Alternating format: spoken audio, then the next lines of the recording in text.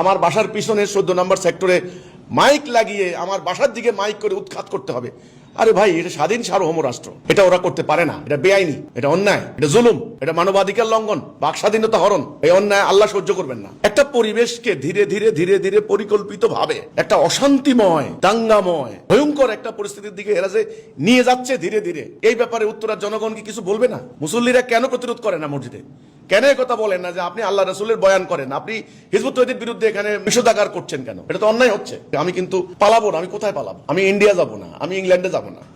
আমার প্রিয় জন্মভূমি বাংলাদেশ। পালানোর জন্য 71 সালে এদের স্বাধীন হয়নি। আমি কিন্তু পালাবো না। তাহলে আমি মরলে মরছি, আমার আত্মরক্ষার অধিকার, আমার ধর্ম বিশ্বাস, আমার জান প্রাণ দিয়ে আমি চেষ্টা করব আমার সম্পদ, আমার লোকদের জান প্রাণ রক্ষা করতে। হিজবুত তওহীদের একেবারে উড়াই দিবেন, এটা অহংকার।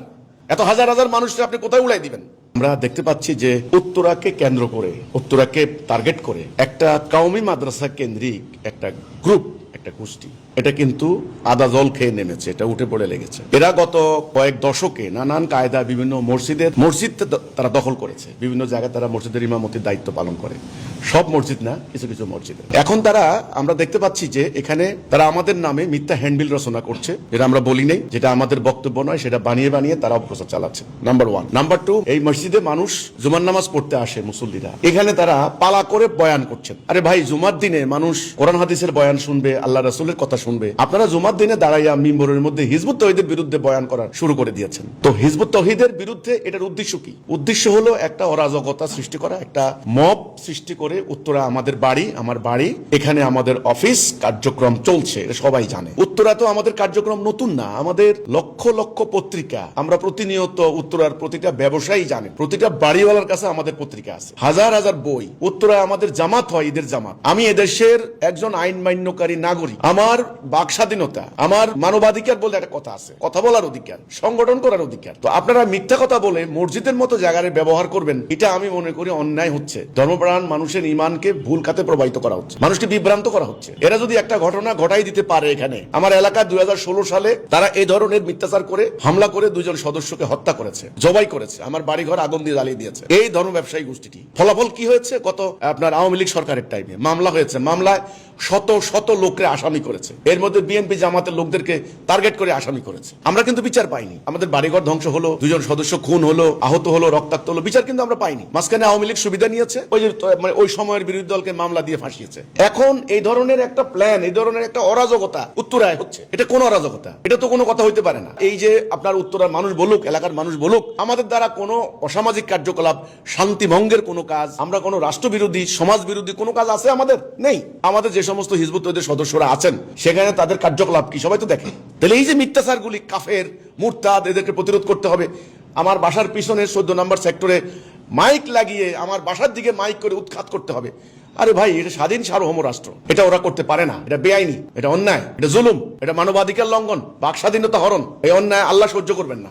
আমি এই ক্ষেত্রে উত্তরার জনগণকে বলবো, উত্তরার আপনারা যারা অনেকে চাকরি করেন, ব্যবসা করেন, অবসরপ্রাপ্ত বা সরকারি এখন বর্তমান কর্মকর্তা আছেন, বিভিন্ন বাড়িওয়ালা আছেন, আল্লাহ আপনাদেরকে বিবেক দিয়েছেন, আপনারা বিভিন্ন মাদ্রাসার বাড়ি ভাড়া দিয়েছেন। আমার বাড়িতে যদি হামলা করে, আমার অফিসে যদি আক্রমণ চালায়, মিথ্যা কথা বলে, গুজব রটনা করে, ধর্মপ্রাণ মানুষের ইমানি চেতনাকে মানে ভুল খাতে প্রবাহিত করে দিয়ে যদি একটা মব সৃষ্টি করে, তাহলে এই ব্যাপারটাকে উত্তরার সাধারণ জনগণ কি তারা নেবে না? তারা কি প্রতিরোধ করবে না?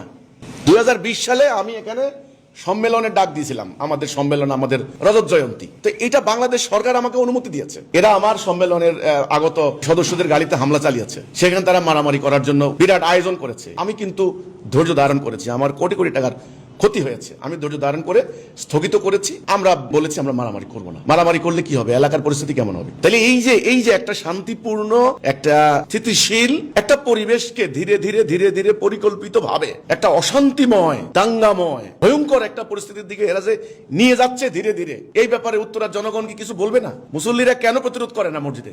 কেন কথা বলেন না যে আপনি আল্লাহ রাসূলের বয়ান করেন, আপনি হিজবুত তওহীদের বিরুদ্ধে এখানে নিষেধাজ্ঞা করছেন কেন? এটা তো অন্যায় হচ্ছে। তো এই জন্য আমি বলি যে উত্তরার সাধারণ জনগণ যারা আছেন, আপনারা ধর্মপ্রাণ মুসল্লিরা আছেন, আমি জানি আপনাদের সামনে আমার বিরুদ্ধে প্রচন্ড মিথ্যাচার করা হচ্ছে। আমরা আল্লাহ রাসূলের ইসলাম নিয়ে দাঁড়িয়েছি। আপনি প্রশ্ন করতে পারেন এই হুজুরগুলা আমাদের বিরুদ্ধে খেপলো কেন? আপনি বলতে পারেন। আমি সোজা বলে দিই, আপনি এবার হয়তো সামনে প্রমাণ পাবেন। আমরা বলেছি ধর্মের নামে কোনো বিনিময় নেওয়া চলে না, দ্বীনের নামে কোনো ব্যবসা চলবে না। আল্লাহ রাব্বুল আলামিন দ্বীন পাঠিয়েছেন রসুলের উপরে, রসুল সংগ্রাম করে কষ্ট করে দ্বীনটা কায়েম করেছেন। এটার বিনিময়ে কোনো স্বার্থ নেওয়া চলে না, টাকা কামাই করা চলে না। আপনি দ্বীনের কাজ করবেন, দ্বীনের বয়ান দিবেন নিঃস্বার্থভাবে, এটা সব নেবেন আপনি আল্লাহর কাছ থেকে। টাকা নিলে এটা নাজায়েজ হয়ে যাবে। আমরা এই কথাটা বলেছি যে দ্বীনের বিনিময় নেওয়া জায়েজ নাই। এই কথাটা বললাম কেন? তাদের মাথায় আগুন ধরে গেছে। তারা এখন মিথ্যা, আমাদের ঈমান নষ্ট হয়ে গেছে, আমরা কাফের, আমরা নাস্তিক, আমাদের বইয়ে কোন কোন কথা। তো বইগুলি জনগণকে দিয়ে দেন না, জনগণ পড়ুক না, বই পড়ুক। আমি তো দেখলাম না আজ পর্যন্ত আমাদের কোনো বই পড়ে, সত্যিকার অর্থে বই পড়ে আমাদের বিরুদ্ধে কোনো লোক উত্তেজিত হয়েছে, এটা আমি দেখলাম না। তো বইটা পড়তে দেন।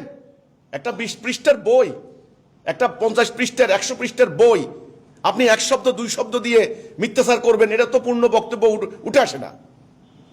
এটা তো উদ্দেশ্যমূলকভাবে বিভ্রান্ত করা হচ্ছে। যে জনগণকে বলা হচ্ছে হিজবুত তৌহিদ মানুষের ঈমান নষ্ট করতে দাঁড়াইছে, এদেরকে উৎখাত করতে হবে। এটা তো ভাই মিথ্যা কথা। এই অরাজকতা বন্ধ হোক। আমি উত্তরার সাধারণ মুসল্লি, ধর্মপ্রাণ যারা আছেন, আমি আপনাদেরকে অনুরোধ করব, বিনীত আবেদন করব, পরিকল্পিতভাবে উত্তরাতে একটা অরাজকতা সৃষ্টি করার জন্য তারা পায়তারা করছে। আমি তো এদেশের নাগরিক, তাই না? এদেশে বসবাস করা আমার নৈতিক মানবাধিকার, সাংবিধানিক অধিকার। আমি যদি কোনো অন্যায় করি, সরকার আছে, সরকার দেখবে, সরকার দেখবে। যত বড় লোকে হোক, আইনের রাষ্ট্র তাকে আইনের আওতা আনতে পারে। কিন্তু আপনারা মিথ্যা কথা বলে আমার বাড়িঘরে হামলা করবেন, আমার সদস্যদেরকে রাস্তাঘাটে হেনস্থা করবেন, এটা কিন্তু আমার আত্মরক্ষার অধিকার আছে। আমি কিন্তু পালাবো না। আমি কোথায় পালাবো? আমি ইন্ডিয়া যাব না, আমি ইংল্যান্ডে যাব না। আমার প্রিয় জন্মভূমি বাংলাদেশ। পালানোর জন্য 71 সালে এদের স্বাধীন হয়নি। আমি কিন্তু পালাবো না। তাহলে আমি মরলে মরছি, আমার আত্মরক্ষার অধিকার, আমার ধর্ম বিশ্বাস, আমার জান প্রাণ দিয়ে আমি চেষ্টা করব আমার সম্পদ, আমার লোকদের জান প্রাণ রক্ষা করতে। এই জন্য আমি বলি যে আপনারা যারা আজকে এই যে প্রতিটা জুমার নামাজে হ্যান্ডবিল দেওয়া হচ্ছে, উস্কানিমূলক বক্তব্য দেওয়া হচ্ছে হিজবুত তাওহীদের বিরুদ্ধে, মুসল্লিদেরকে আমি অনুরোধ করব আপনারা এদেরকে থামান। এই মিথ্যা বেশি দিন চলতে পারে না। মিথ্যার একটা শেষ আছে, মিথ্যার একটা ফাইনাল রাউন্ড আছে, একটা ডেড লাইন আছে, একটা পরিণতি আছে। এত অহংকার ভালো না, এত আস্ফালন ভালো না। হিজবুত তাওহীদের একেবারে উড়াই দিবেন, এটা অহংকার। এত হাজার হাজার মানুষকে আপনি কোথায় উড়াই দিবেন? তো এই জন্য আমরা যেটা বলি নাই, যেটা করি নাই, সেটা যেন আমাদের উপর চাপিয়ে দেওয়া না হয়। আমি অনুরোধ করব সমস্ত মুসল্লিদেরকে, আপনারা এই মিথ্যাচারী ধর্ম ব্যবসায়ী, এই জালেমদের মিথ্যাচারে আপনারা প্রভাবিত হবেন না। আল্লাহ আপনাদের সবাইকে সত্য বোঝার তৌফিক দান করুক, মিথ্যা গুজবে যেন প্রভাবিত না হন। আমি সেজন্য আপনাদেরকে স্বনির্বন্ধ অনুরোধ করছি।